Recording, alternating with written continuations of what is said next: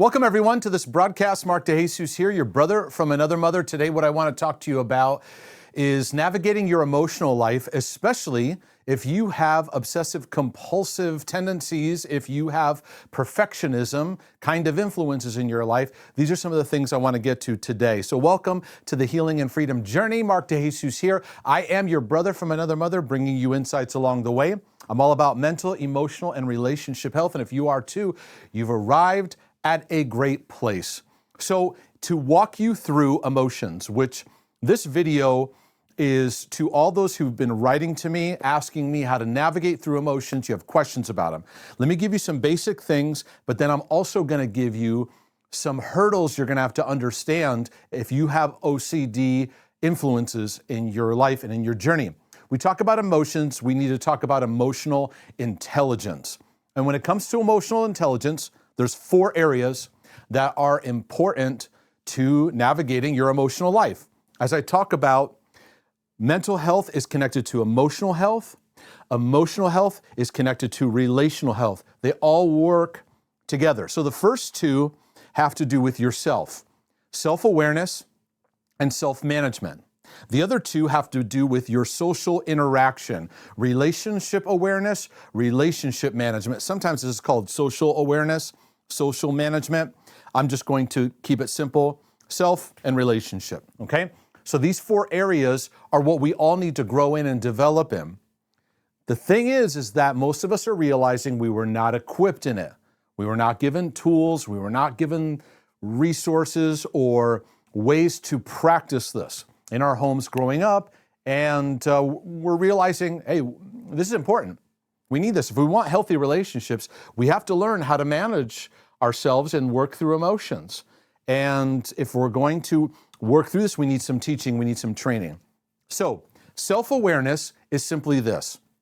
Are you aware of your emotional life in such a way that you can name what you're feeling in a current season or state and be able to understand healthy meaning of why that may be impacted that way, and learning some tools on what to do about it, how to let emotions work their way through you. This involves both the emotions we love, like happiness, joy, excitement, laughter, but also the difficult ones like anxiety, sadness, anger, learning how to navigate them all. Self-management is the ability to practice self-control, to be able to manage our emotional life in a healthy way where the highs don't overtake us and pull us into unhealthy directions.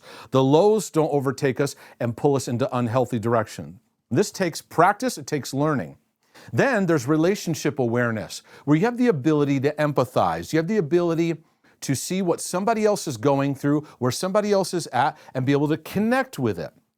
Then relationship management on how to navigate conflict, how to navigate struggles in relationship, how to work through things together, how to build a relationship and strengthen it, okay? I'm gonna get back to these 4 in just a second because I'm gonna talk about some of the hindrances OCDers have in this area. But before I get into that, I gotta walk you through some areas where emotions are tough for OCDers. And many of you, you've come to my channel because I provide a lot of help in this area, and it's also been something I've worked through, and I'm inviting you to take the journey with me. Here's some things you're gonna have to recognize that get in the way of your emotional development. Number 1 is you hyper-analyze emotions. Emotions are not meant to be fixated on and hyper-analyzed. I did a video on this about, are you hyper-analyzing the resistance, meaning the struggles that you have in life, the things that you're wrestling with, but also you can have a tendency to hyper-analyze your emotions. Emotions are not best discerned, understood, or become aware of under this intense scrutiny. I got this anxiety, why do I have this anxiety? I got this anger, why do I have this? That doesn't produce good fruit. We have to move more to a sober place. When we're in that intensity, we're not sober. We're gonna overreact. And then the other extreme is denial, right? We don't want either of those. What we want is we want sobriety, to see it for what it is. But this takes practice. It takes not reacting We may hyperanalyze, but we can also hyperreact, where now every emotion causes us to react in a certain way. This causes instability. The second thing is catastrophizing, is that we feel an emotion and the song from REM comes on. It's the end of the world as we know it, right? Where it's like it explodes. So here's something you must understand in your feelings and emotions, is that many of you in your OCD journey are going to learn this, is that you feel things, you're sensitive. It's okay. Your sensitive makeup is great, but you have a hypersensitivity and you hyper overreact and your emotions catastrophize. And a lot of that comes down to your interpretation. I'm anxious and it's like the end of the world comes in. I'm depressed, the end of the world comes in. And this is where a practice of management to bring you back into sobriety. Hey, listen, we're not saying you're over dramatic. We're not dismissing your emotions. We want to just bring them back in to put them in perspective, to allow you, because some emotions that you have that you don't like anger and depression, a lot of that's calling for grieving. And you're not going to grieve when you're catastrophizing. You're going to jump to reacting, you're going to jump to compulsive behavior, you're going to jump to impulsive behavior. I'll get to that more in just a second. A third thing to be aware of about your emotions is a lot of your emotional life, if you have OCD, is your interpretation of your emotions goes to your obsession. So if you think you committed the unpardonable sin and you're down, I'm down because I committed the unpardonable sin. If you have salvation OCD, I'm feeling depressed because I'm not saved, and that's the reason. I'm depressed because if you have ROCD, then that means I'm with the wrong person. You have to be aware that all your unwanted emotions, the ones that you don't like, that you're trying to fix instead of just walking through, your unwanted emotions will all circle back to your obsessive topic. Whatever your topic is, you name it, out of the scores of OCD topic themes that could be out there, beware that whatever your emotion is, if you're anxious, it ties back and it pulls, because our emotions often look for meaning.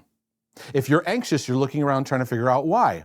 And if your OCD is getting a disease, it's going to go there. Oh, it's because I'm going to die of cancer. It's because it's going to go there.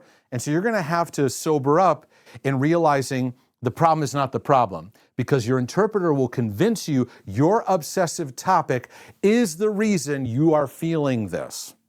And so therefore, that's how you're going to fix it. You fix the topic, you'll fix your emotion. And that all needs to be rebooted, okay? Yes, you may be feeling it because you associate with that, but now you're on a rabbit trail that's distracting you from actually working through the emotions. Okay, another thing you need to be aware of is there's a common pattern of chasing disturbance, where your emotional life is chasing disturbance. In your emotional life, when you're walking around, going through your day, you're checking for anxiety, you're checking for guilt, you're checking for something that's not right, and then you're chasing it down, trying to fix it. Anxiety and guilt, and uncertainty, doubt, you can include in that as well too. But anxiety and guilt are very strong emotions. But I put doubt in there as well too. You're chasing it, checking it, chasing it, checking it, chasing it, checking it. This will leave a lot of your emotions neglected, because you are way more than a doubting, anxious, guilt person. In fact, none of those things are your identity anyway. Number 5 here is there's a zero allowance for negative emotions, meaning like if you're sad, you're not allowed to feel sad. Can't be sad, can't be sad. Or here's one that was true for me. Can't be angry. So if I felt anger, I got to control this thing, because then people are going to see that I'm upset. And if they see that I'm upset, they see that I'm flawed. And if they see that I'm flawed, they won't love me. Shame, shame, shame, shame, shame, shame. Instead, realizing, okay, I'm angry. Okay, it's all right. Because that's one of the first steps for healing, is to make an allowance of room for our emotional life. We don't have to react to it. We don't have to feed it, but we can go, okay, we can recognize I'm feeling something right now. What is it about? I'm not really sure. Okay, if I get some insight, I'll take the insight. But if I don't know, then I don't know right now. And I'm going to kind of leave it in that uncertain land. Okay? Some of you may need to play the past 30 seconds over again. That loop I just said, That's very, very important to take that as a healthier perspective. Many of you have a right and wrong lens when it comes to your emotions. And this is not going to lead to healthy patterns. What do I mean by that? You have emotions where you go, this is what I'm supposed to feel. I'm supposed to be joyous, supposed to be peaceful, supposed to be loving and happy. When you're sad, you put sad in the wrong category. It's not necessarily, sadness isn't wrong necessarily. It's a part of life. Anger isn't necessarily wrong either. And that bumps up against some of the ways we were raised or some of the faulty interpretations that we take about what it means to live for God. And you just never feel angry. Or I'm anxious right now. Oh, that's wrong. That's wrong. So stop it. Stop it. And you don't let yourself work through and learn that maybe in that anxiety, you're learning to face some fears. You're learning to grow in trust. You're learning to grow in the love of God and giving yourself time and practice to work through that. So this right and wrong lens will work against you because then you're dividing up all the emotions into right and wrong and avoiding all the wrong ones. Instead, what that does is instead of working through them, what it does is it makes our muscles weaker with those emotions. So if you can never be angry, you're going to be undeveloped in navigating anger and working through it. So I want to help those muscles to get worked on and get developed by getting out of that. The other thing to be aware of is compulsivity. Now with compulsivity, you're going to have a tendency constantly to just make yourself feel better. And there's two words here that I often use. One is impulse. Impulse is doing something without thinking. OCDers are very compulsive, which means they're overthinking in a disturbance, and they do things compulsively to make themselves feel better. This is going to hinder self-control. When you learn to starve your compulsive behavior, you actually start to develop self-control, which is the fruit of the Spirit. It's a very, very powerful emotional maturity component. I feel anxious right now, but I'm not going to feed my avoidance. I feel guilt, but I'm not going to feed my confession compulsion, right? Because getting through this hurdle is very important. Meanwhile, there's this pressure you have for all your emotions to be just right. I got to be in a good state. And if I'm not in a good emotional state, something's deeply wrong and I got to fix it and I got to check it. Okay? So those are some hurdles, but let me get more specific in here. Many of those things are going to affect your self-awareness, okay? And it's going to hinder you, especially compulsivity is going to hinder self-management because you're not going to manage emotions. They're going to be avoided, suppressed, or compulsively quickly fixed to try to make myself feel better. Then what happens is you're not going to be as relationally aware. You're going to be super self-focused. And many OCDers feel very guilty because they feel like they're selfish. And what I help them to understand is you're really lost in yourself because you're staring at yourself all day in what you're disturbed about. So it doesn't allow you to have healthy relational awareness. In my pastoring, I told my church a lot because I saw obsessive patterns in many people. I said, you got to look up. You got to look up and out. You weren't meant to live staring down. You got to learn to have your eyes up and out. Because otherwise we're going to get stuck staring at ourselves and that doesn't produce emotional development. Emotional development isn't me going into a closet staring at my life. It's in practice with people. It's in practice with others. And so where OCD will hinder relationship management is I'll be too self-focused on what I'm spinning about. I won't be aware of you. And then I'll compulsively apologize to you or try to make things better to, again, make myself feel better. So as you can see, this is where it gets in the way of these four areas being developed in our life. So where do we begin? Self-awareness is going to begin when you practice self-compassion. You can get my book, The Heart Healing Journey. Right in the middle of the book, I have 3 chapters about that compassionate look, about learning practice self-acceptance, patience, and kindness, and what that actually looks like. So you can begin to see your emotions for what they are without catastrophizing, overreacting, or being compulsive. Just noticing, hey, I'm feeling angry right now. I don't have to act on this. May I take a minute? What am I angry about? For many, we need some catch up because we've had so many years of suppressing emotions or not even knowing what we're feeling. The practice of management is learning in the highs and lows not to let an emotion own us. You may feel something, but it doesn't have to own you. And as you practice that, you'll learn a better interpretation. Self-compassion is going to help you to interpret your emotions better because there isn't this pressure to fix yourself, this pressure to be better. It's more about learning to be loved and learning to work through your emotional world. And then relationship awareness. If you want to learn about emotions, and working through emotions, learn how to have good conversations with people. Learn how to share vulnerably, learn how to listen. Learn how to share vulnerably, learn how to listen. And then you share vulnerably and somebody doesn't react in a safe way and you go, okay, all right, that didn't work out. That's all right. I'm learning maybe next time how to have, maybe wait a little bit before I share, right?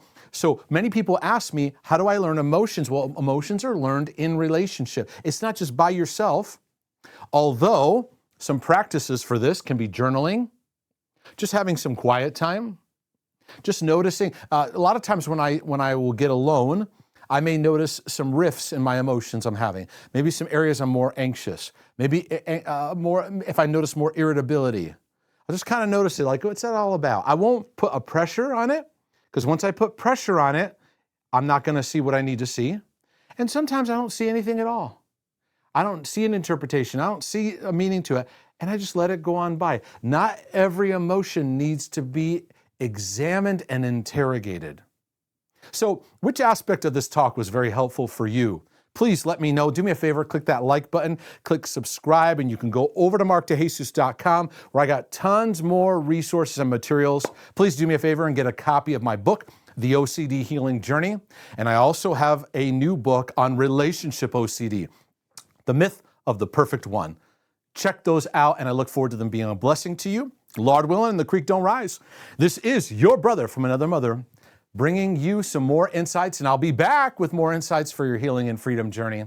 But in the meantime, I'm out.